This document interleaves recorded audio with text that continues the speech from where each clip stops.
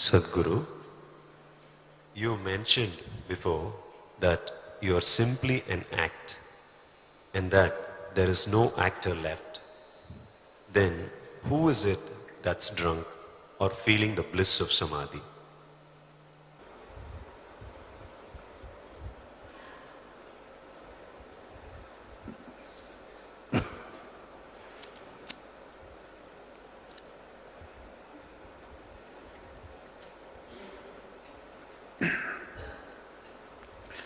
Why do you think people drink? People drink alcohol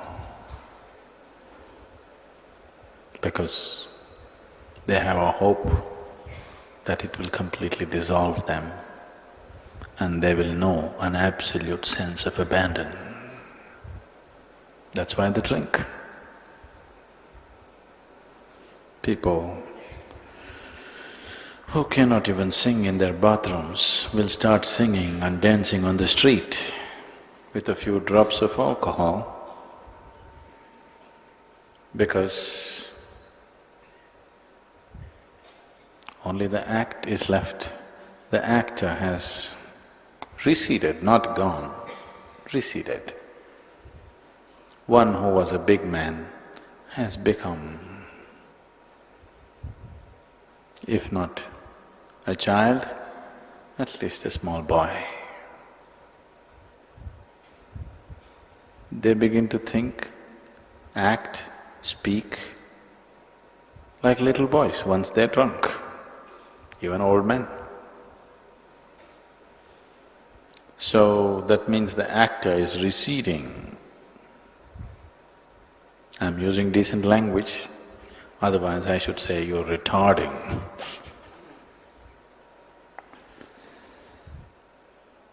Retardation is a bad word only if retardation is half done. If your retardation is total, that means nothing is left. Growth means going up. To retard means to go backwards. If you are halfway backward, it's a problem. If you're all the way gone, no problem. So, if the actor is gone, if it's all just an act, who gets drunk? To be drunk also is an act.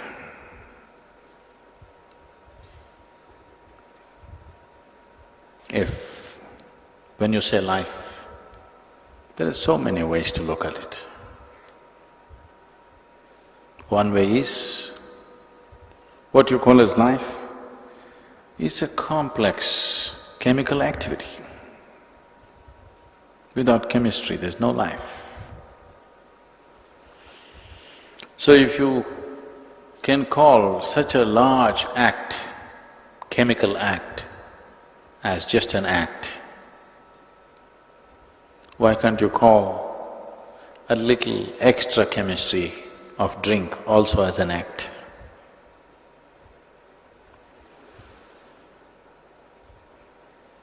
So being drunk also is an act. Being blissful is also an act. Anyway, it is your act. Why don't you do the right act? That's all I'm asking you.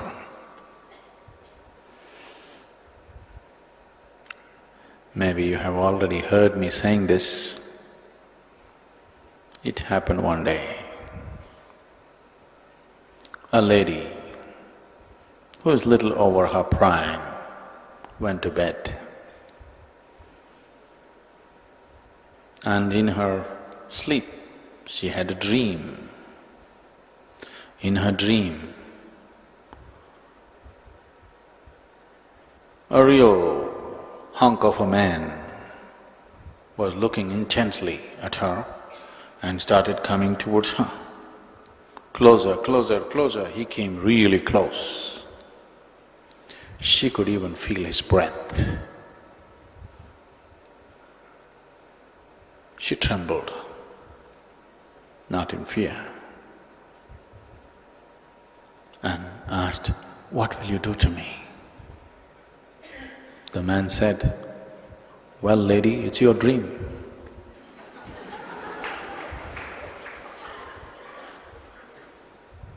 After all, it's your act, it's your thought, it's your emotion. You can make it anything you want.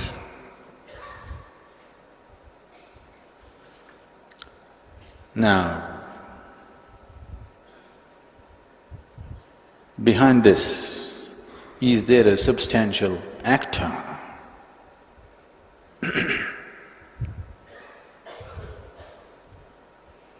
No. Because an actor within you, the one who acts or one who propels this act, is just an accumulated creation. It is a mass of accumulations which makes you into a person. This is what traditionally we are referring to as karma. It is a whole karmic accumulation of information which makes you into a certain kind of person with certain kind of tendencies. It is this accumulation which you're calling as myself, that is the actor. If the actor already has certain tendencies, certain qualities, certain limitations, certain possibilities, the act will also be limited. If there is no actor with any particular quality, with any kind of accumulation, with any kind of compulsive tendencies within himself, now the act can be played whichever way you want.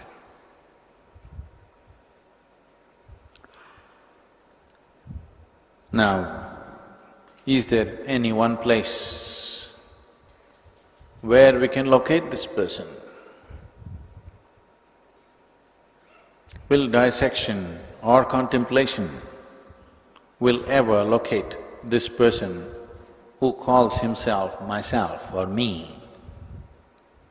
There is no such person anywhere. The actor is also an act. It's just that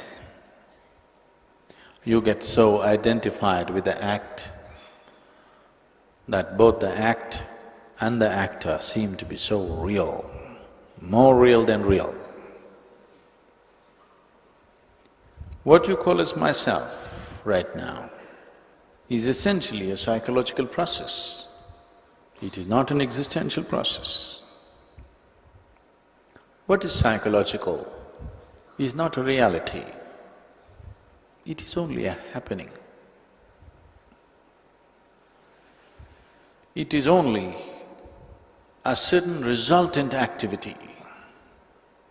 Because of a certain gathering of information, certain type of thought and emotional process is happening. If you take away, wipe out the information, there will be no such activity. The flower is real. The fragrance is also real, but it is a resultant activity. Because there is a flower, fragrance is happening. If you remove the flower, the fragrance lingers only for a certain period of time and then it's gone. Only if that source is on, it is there. And flower is also a very limited happening. So psychological activity is sustained only as long as the necessary information is there.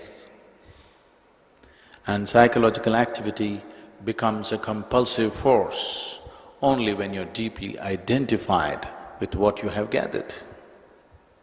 If you are not identified with what you have gathered, now still the act goes on, but there is no actor behind it, because it is only the identity which makes you the actor. If there is no identity, there is really no actor.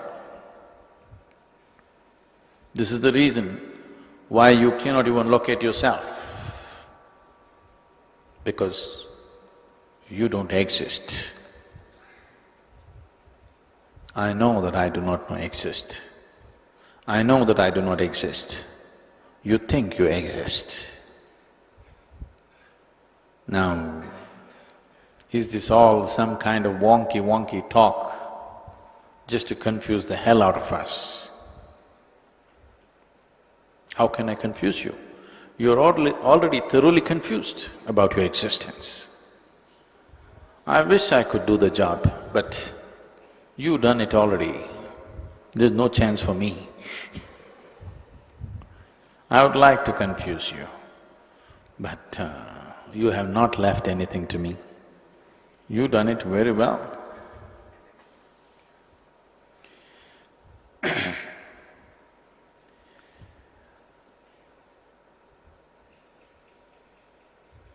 There is not much to confuse,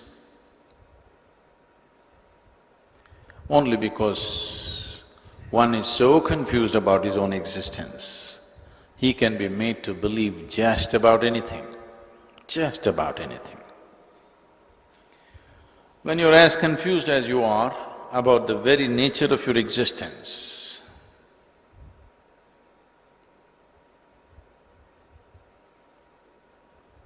even if you go to a palm reader, he may charge only 10% of the fee, because anyway you're such a lost case. Now, when I say a lost case, not in terms of your life or your business or your family, you may make it all these things you may conduct them pretty well. I'm saying you as a being, because your very being here is a make-believe happening. It is just a gathered existence. Does it mean to say, I have no soul? Yes, you have.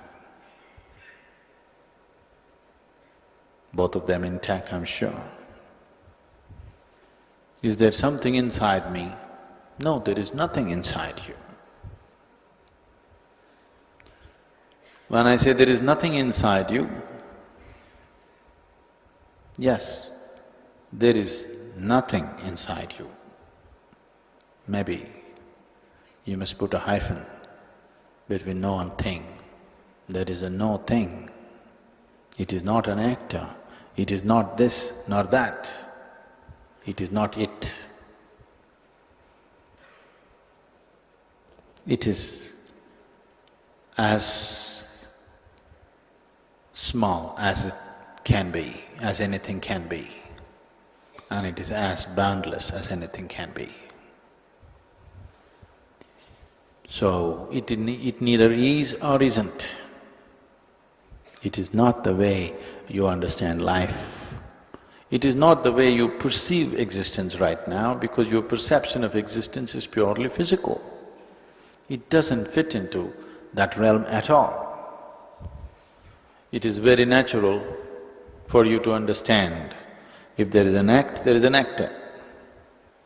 Even yesterday, there was a poem, there's a dance, there's a dancer. That's not how it is. That was yesterday, that was the first satsang.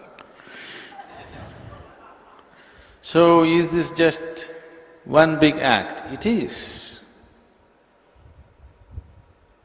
It is. So, is it all illusion? It is, but the illusion is real.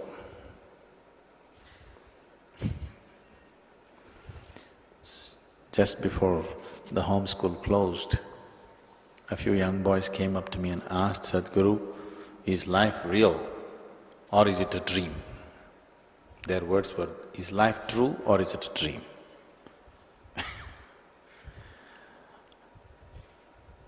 I said, life is a dream, but the dream is true.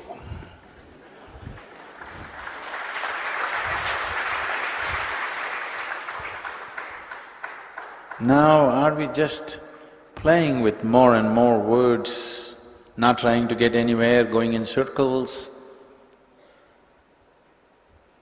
So if everything is just a dream, if everything is unreal, then enlightenment is also unreal. No. If so much unreality is there is also reality. And that reality is neither the act nor the actor. It doesn't belong to the land of duality. It doesn't belong to the dimension of duality. So it is neither the actor nor the act.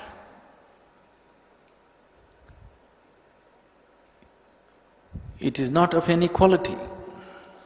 If there was an attribute to it, if there was a quality to it, you could have called it either the act or the actor, because it doesn't ascribe to any quality, it doesn't have any attribute attached to it.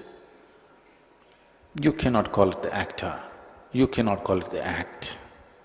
It is the landscape on which everything happens. Actors and act happens in the landscape of who you are. Please see. Your personality and all the act that you perform all happens in a larger consciousness, which is just a landscape behind. It is just an empty scape, it is not even a landscape. It is just an empty scape on which you can do anything you want. You can run a small act with one actor, or you can run a phenomenal act with 1,000,000 actors. You can run whatever you want because it's an empty scape and it's a boundless scape. It's up to you what kind of act you want to put on. It's up to you what kind of actor you want to build. Because a large part of both the actor and the act happens in such unconsciousness, and it is compulsive. Because of the compulsiveness, you think it's real, not only real, it is happening from somewhere else. It is not happening from anywhere else. This empty scape of nothingness is capable of accommodating any kind of actor and any kind of act. That's why it's your choice. You can become godlike, you can become like a demon, you can become anything you want, because it's an empty scape. It is like once it happened. In a business meeting, the head of that institution came and put up a large white sheet and went there and drew a little dot, black dot. And he asked everybody, "What do you see?" They all looked at it and said, "It's a dot." Somebody said, "It's a spot." Somebody said, "It's a full stop." Somebody said, "It's a period." This, that. He went on asking, "What do you see? What do you see?" They got frustrated. "Okay, man, it's a black dot, what about it? You want us to give 1,000,000 meanings to it?" And I said, this is the problem. The problem why all of us are operating the way we are operating right now is, we miss the whole empty scape behind it. Our focus is on the little dot. Right now, what you call as creation is just a tiny dot in an immeasurable empty scape.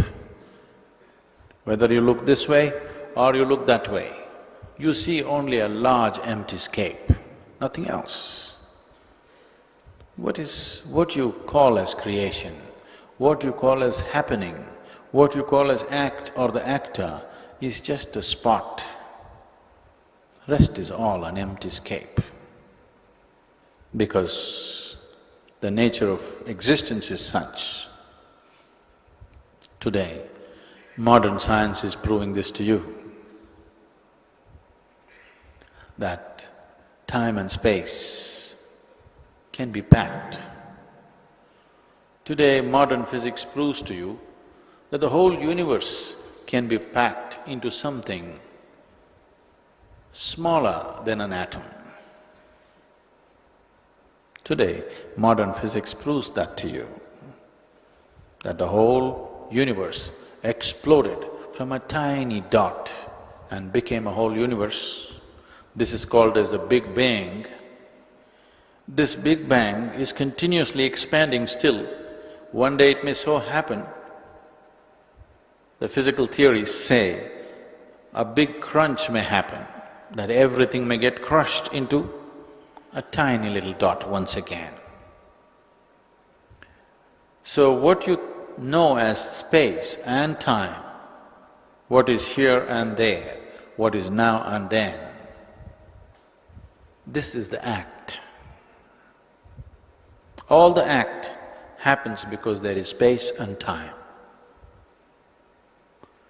And this space and time doesn't really exist, it's a projection of your mind.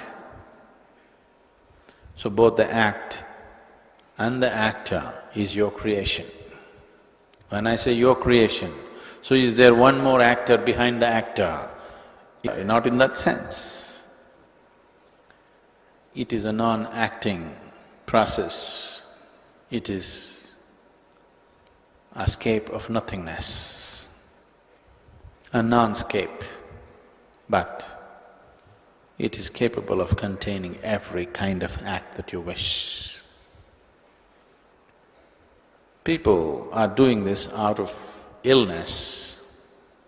Schizophrenic means somebody becomes two inside one. There have been cases where a single person is living up to 32 different personalities within himself, full-scale personalities with relationships, life, everything. That is the maximum recorded in modern psychology. But there have been yogis who have lived hundreds of lives within themselves, because it's an empty scape. You can write as much as you want, it's never going to become full. You don't have to fear that.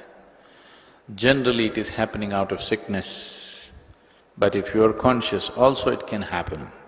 You can draw a very complex act or you can draw a simple act, it's up to you. Because anyway it's an empty scape. The idea of an inner actor is just an illusory idea.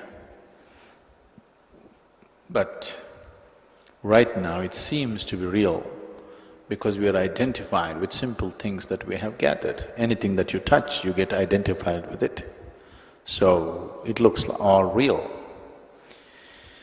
So to be drunk, to be blissful, to be miserable, to be in ecstasy, to be in agony, you don't need an actor, nor do you need an act. You can simply go through all these things because that's the act. You can do whatever you want. It's after all yours. Write whatever you want. You want to draw a beautiful picture or an ugly picture, it's up to you. Or you want to have a line drawing or you want to have a detailed painting, it's up to you. So when I said I'm just an act, I'm just being straight about it. You are pretending to be real. Yes.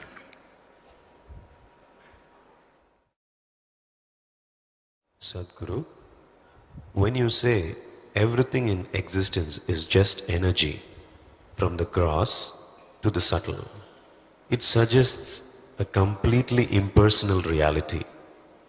Does the realm of the personal, all its love, its poetry, its lunacy, its rage, its beauty, mean nothing at all ultimately? Does that mean there is no connection at all between the psychological and the existential?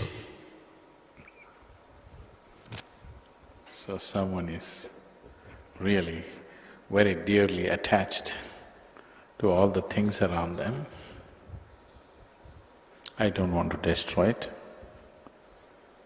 If you love your life so much, why should I take it away? I don't want to take it away. But unfortunately, death will.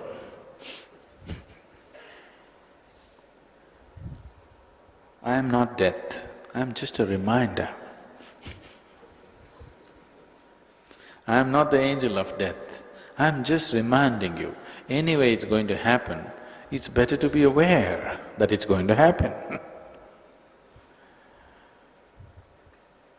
All these things that you're talking about, what are those things? Your love, your…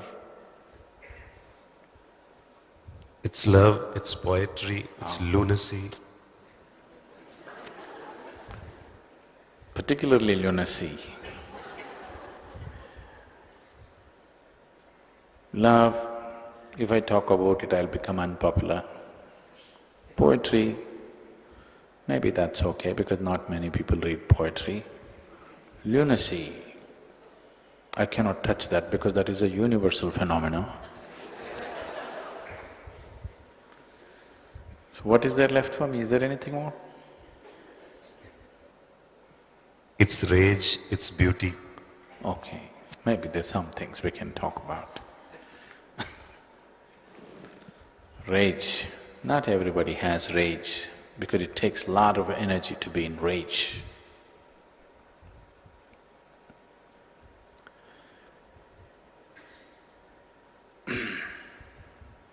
Someone said this, probably Che Guevara. You heard of Che? You might not have heard of him, but most probably you've seen his picture because lots of young people have his picture on their t-shirts, almost everywhere on the planet. These days people don't know who he is, they think he's a rock star or something. He wasn't, he was a revolutionary who became a phenomena at a certain time in the 70s and 80s. He became a great phenomena around the world. But somehow those t-shirts are still selling. Even today, everywhere, Che Guevara's t-shirts are continuing to selling all over the planet. So Che said, if you're outraged, you're with us.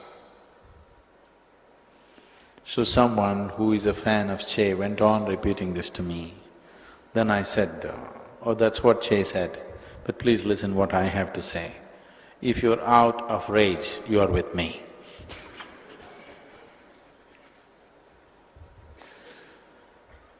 Now, you even get attached to all the things you suffer, that's the problem. Your lunacy is not something that you enjoy. If it's on a mild scale, you think it is giving you an extra dimension of character. When your lunacy is on a mild scale, you think it's giving you a little freakish character, it enhances you. Because otherwise nobody would notice you. Now because of your lunacy, people are noticing you, taking note of you.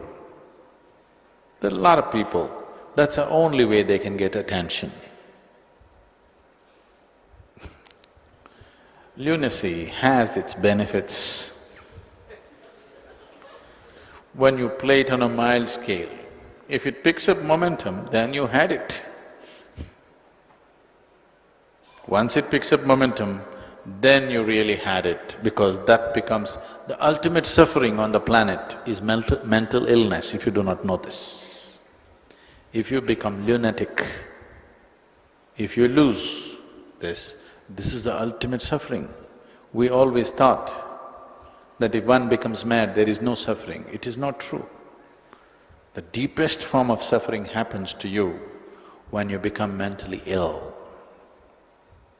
All forms of suffering are actually different levels of mental illness, really. It's happening on mild scale. If it goes beyond a certain point, then it is called illness. It is just that small-scale lunacy you enjoy. Every day you go into it for 5 minutes and come back, you think it's giving you an added character. One day you went there and you could not come back, then people say, you're mad.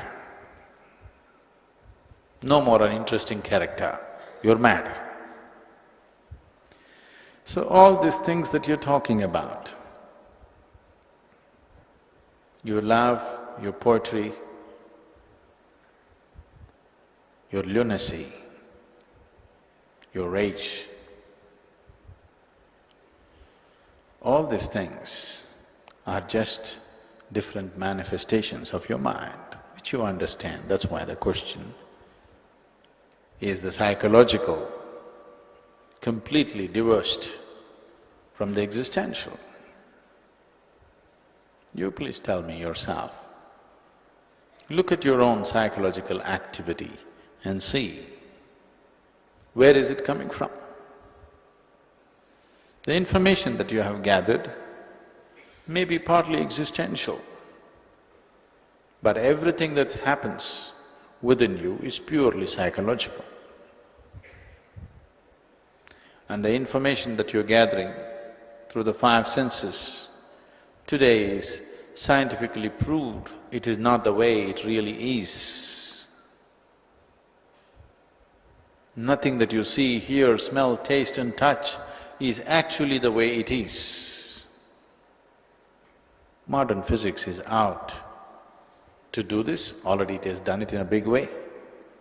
Modern neurosciences is completely demolishing your ideas of life. Not dwelling upon the scientific part of it, experientially, if you look at it,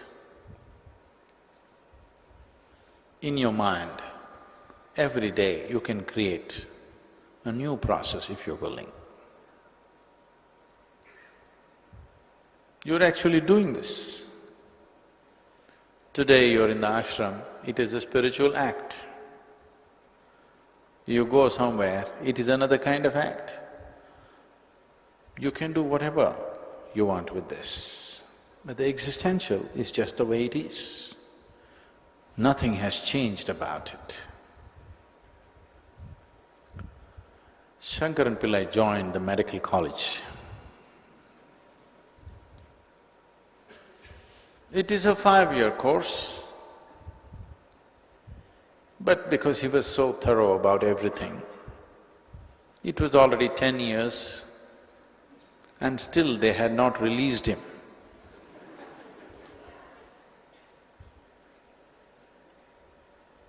Then one day he went to the library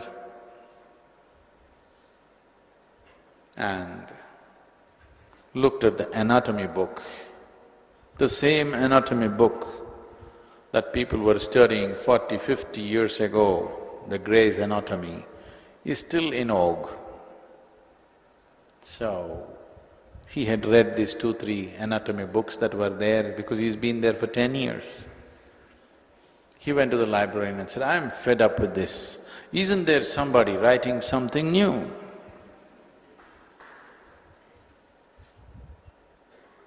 The librarian said, well, in the last 10 years you've been here, not a single bone has been added to the human system, so they haven't written anything new.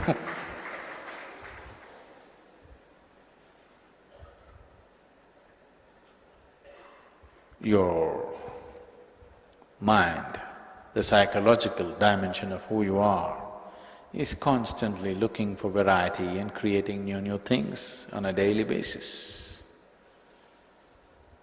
It obviously has nothing to do with the existential, because the existential has always been the same. That is why the psychological decided something that is same all the time must be naturally boring. And that is why life has completely bypassed you. Right now, the question is coming because the only thing that is valuable in your life is your psychological process. you would not like to see that it is all rubbish. Definitely you would not like to see that it's all rubbish. So now the question arises, if you rubbish my lunacy, you must rubbish my love also. If you rubbish my rage, you must rubbish my devotion also. Yes, it is all rubbish. But right now that's all you have. So, at least create some wonderful kind of rubbish. Because you have to employ this if you want to go beyond. Does the psychological have anything to do with the existential?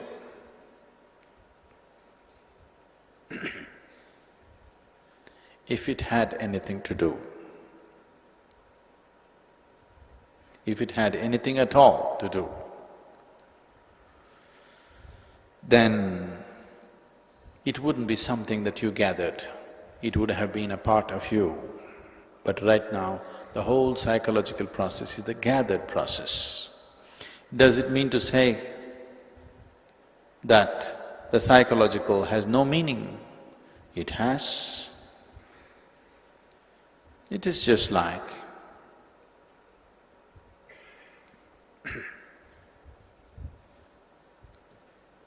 we wear these clothes. One thing, it covers our body. Another thing, it can decorate us. Another thing, it can be a statement of who you are. A million other things you can do with these clothes. But also, if you don't wish, you can discard this right now.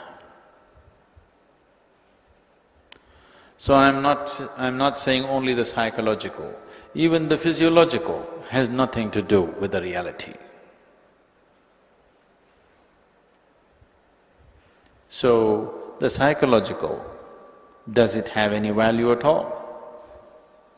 It's just like, does your clothes have any value at all? As long as you're alive, as long as you live in a society, it has a value and a meaning. The meaning is contextual, it all depends in what context you are. Here, what kind of clothing I'm wearing is meaningful. If I'm in the middle of nowhere, somewhere in a desert, now whether I wear my clothes or do not wear my clothes has no meaning. So, the psychological is just like this, it has contextual meaning. If you want to be in a certain place, you need to maintain your psychology in a certain way, because it has no meaning if you let it flow all over the place, then they send you to a certain place. If you do not create a meaningful psychological process, somebody else will decide where you should be. So, in that context, it is important. I am not saying it has no value in your life. It is extremely valuable. What kind of psychological process you carry within yourself right now, in that context, your love, your poetry, I like both of them, but your lunacy, I think we could do without it. I could do without it. I see a lot of it every day. So, the psychological process is created by you. It is your creation. The existential is not your making. It is the Creator's creation. You enjoy the psychological, there is no problem. But if you get lost in the psychological, then you will completely miss the existential.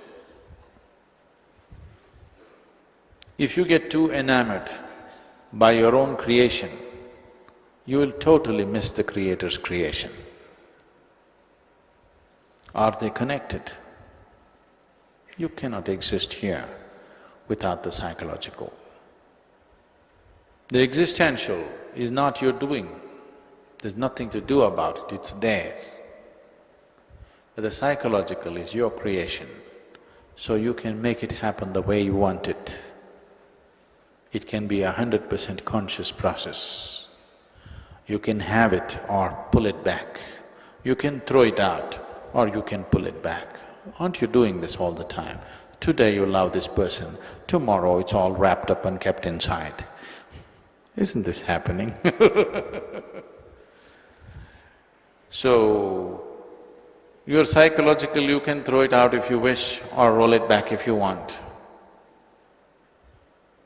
And you can either have it going within yourself or you can just put it off. If you have the choice, if you really have kept the choice with yourself as to what happens in the sphere of the psychological is your conscious choice. Psychological is also a beautiful garden. If you have lost control over it, then you may call it love, you may call it poetry, you may call it rage, but it is just that one word which you said, it's just lunacy. Once it is no more a conscious process, it is just become a lunacy. So if your psychological process is in that state, then we call you a tick,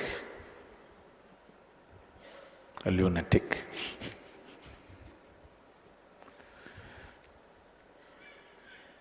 Its connection with the existential is more as a stepping stone. It has nothing to do, but you can use the psychological either to go into lunacy or into freedom. You can use it to become absolutely compulsive or to become conscious. It is a device and it's your making. But especially because it's your making, you must make it the way you want, otherwise what's the point?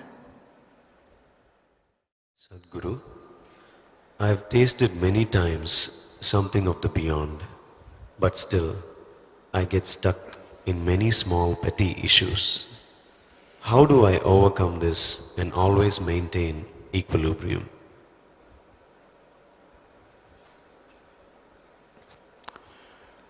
So you have tasted the beyond, but now petty things still entangle you. So,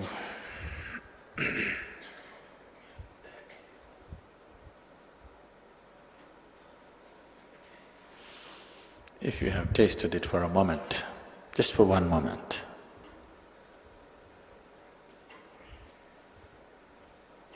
if you know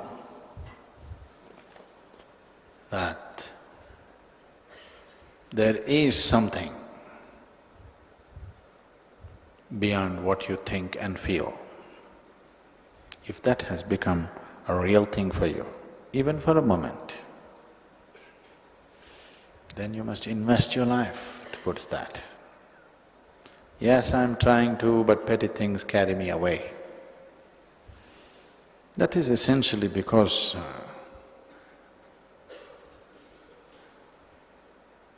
this happened. George Bernard Shaw had a friend who was an actor. He was a pretty inflated person.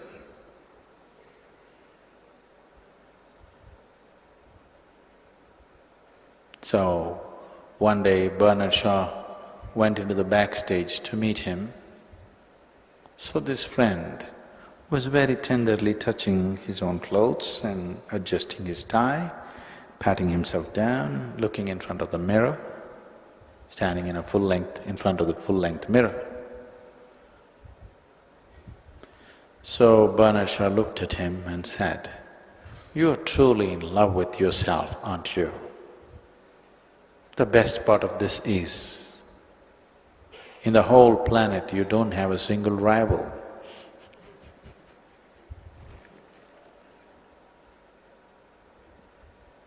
So, you're little falling in love with yourself. That is why, even though the taste of the beyond is somewhere on your tongue, you still can get entangled because you're little becoming inflated personality.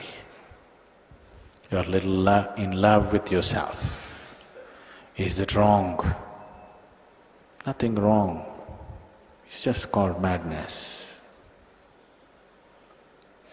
Because love is an effort, love is a longing to include something as a part of yourself. Love is a process.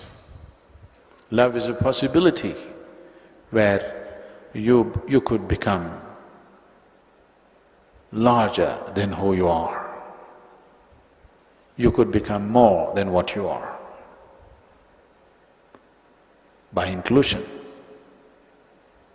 Now, if you wallow in your own self-love, now this is going against all the popular teaching. People have been telling you, first you must love yourself before you love anybody. If you cannot love yourself, how can you love anybody?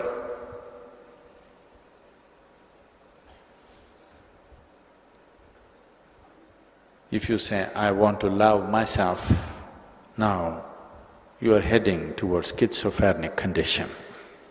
Now you're creating two in one.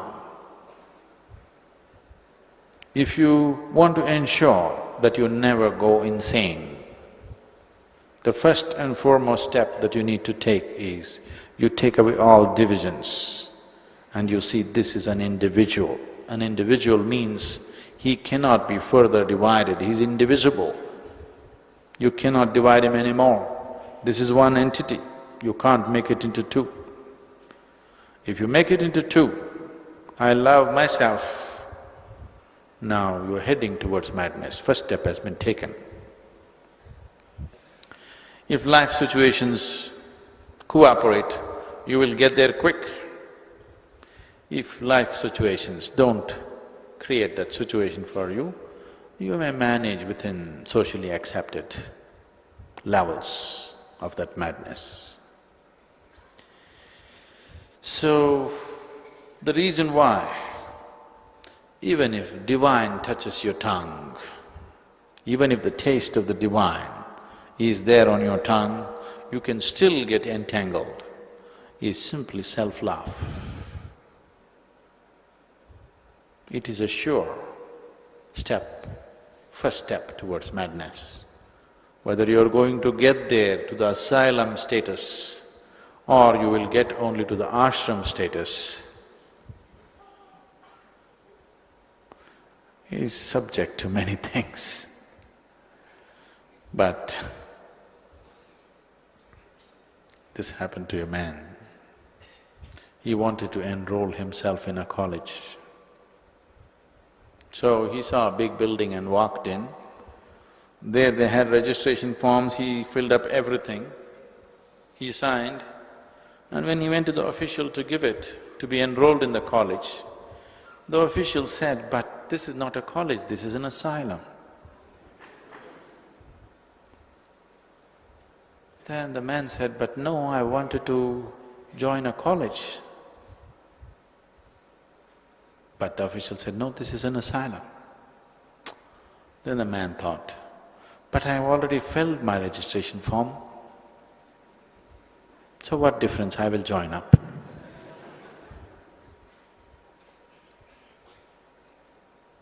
Not much difference. I will join the asylum, what's the big difference? The official agreed, yes, not much difference, but there is one difference. What is it? Here, unless you show improvement, we won't let you get out.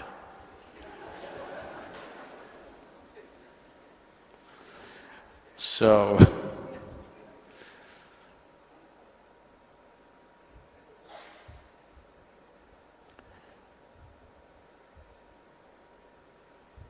ashram is just a Sanskrit word.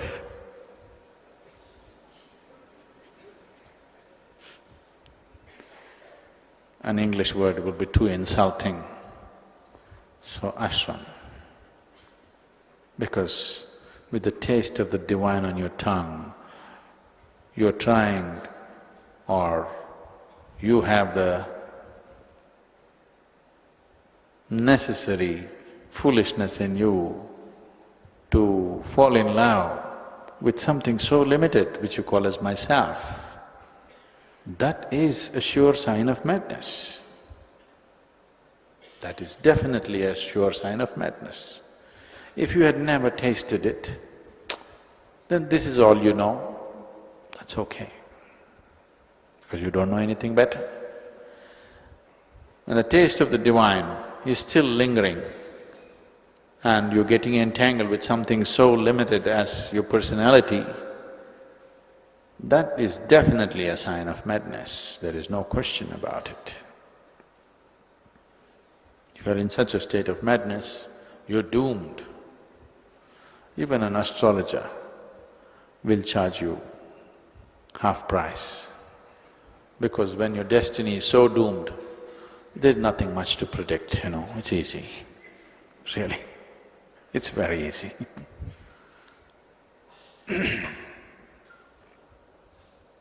Done?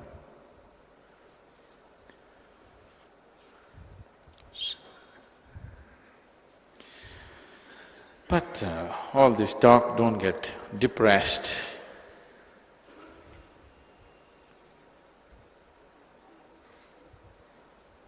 Should I be an optimist or a pessimist on the spiritual path?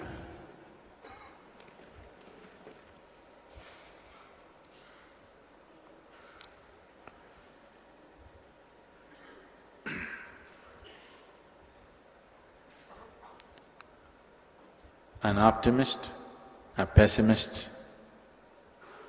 and a realist were at the breakfast table. An optimist, there was a closed pitcher, a dish, a container, and the optimist looked at it and said, "Please pass me the cream." A pessimist looked at him and said, "Please pass me the milk."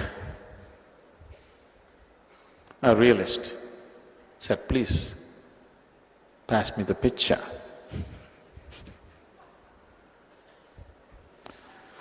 So, if you're an optimist, you will be misled. If you're a pessimist, you'll be misled. So when you're down, I up you, when you're up, I down you, because I want you to be a realist. Only one who is in contact with reality will grow. Others, optimists will hallucinate, pessimists will get depressed. Both will not get anywhere. You have to be a realist. You're willing to see everything the way it is. No hype, no depression. You're just where it is. Most important. It's extremely important. So when I see you in a high, I put cold water on you. When you see you're low, I set fire to you. Don't think I'm playing with you. I'm just trying to bring you down to reality. If you go off this way, you're going away. If you go off this way, you're going away. We need you in reality. Only in reality you grow. Growth is possible only in reality. It's the existential which can transcend. The psychological, whatever it does, transcendence is also empty. Transcendence is also false in the psychological. There is no such thing as transcendence in the psychological sphere of your life. Transcendence has to be existential, because it is in the existential that your essential process of life is rooted in. What is happening in your mind, your thought and your emotion are psychological. They are just a small offshoot of life. It's not life. Right now, it may be keeping you fully engaged. Your thought and your emotion may be keeping you fully engaged right now, but it is just a small offshoot of life. It is not life. You can think what you want. Even if you're fast asleep, you're still life. In fact, you're more life when there is no psychological activity. If you have known a few moments of what you call as beyond, those were few moments where you were free from the psychological. Those few moments of freedom from the psychological, you are more present than ever. Years of living, a few moments where you're free from the psychological process were the most significant moments of presence in your life. So, that little taste that you have known, you must invest your life in that direction, not what your thoughts say, not what your emotions say. Your emotions and thoughts can say whatever they want. They will say one thing today, tomorrow morning they'll change their opinion. They're just like the local gossip. It keeps shifting. It keeps shifting what people are talking about today and what they're talking about tomorrow. Similarly in your mind, whatever your thought process is, whatever your emotional process is just local gossip, very localized to you. Enjoy it if it's nice, but don't believe it. If you like the gossip, you enjoy it. Gossip is for entertainment. You don't start your spiritual process and gossip. You don't start anything that really matters and gossip. Gossip is just for entertainment. And if the taste is divine, if the taste of the divine has come to you, then you will see entertainment doesn't mean anything. Suddenly entertainment doesn't mean anything at all to you, because all entertainment looks too stale and ridiculous for one who has tasted the real thing. I'm not talking about Coca-Cola.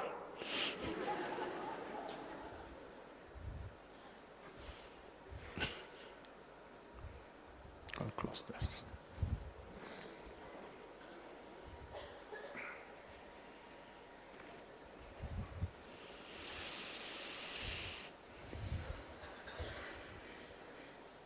Are you becoming too pessimistic? The talk is rendering you too pessimistic?